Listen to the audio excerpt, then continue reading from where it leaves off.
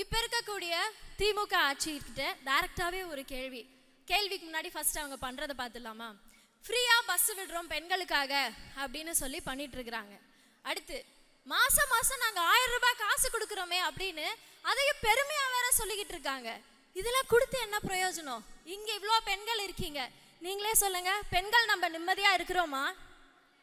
பெண்கள் நிம்மதியா இருக்கிறோமா அப்படின்ற இந்த கேள்வியை கேட்டா இப்ப இருக்க திமுக ஆட்சி என்ன பதில் சொல்லுவாங்க? இந்த கேள்விக்கு அவங்க கிட்ட பதில் இருக்கா?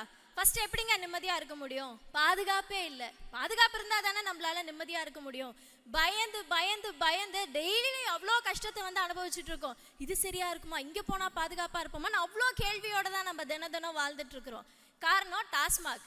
தெருவுக்கு தெரு டாஸ்மாக் அவங்களே திறந்து வச்சுட்டு மாசம் மாசம் 1000 ரூபாய் காசையும் கொடுத்தா அந்த காசெல்லாம் எங்க போய்கிட்டு இருக்குது? இதெல்லாம் யாருதான் கேட்கறது? எவ்வளோ நம்ம கஷ்டப்பட்டுட்டு இருக்கோம்ல.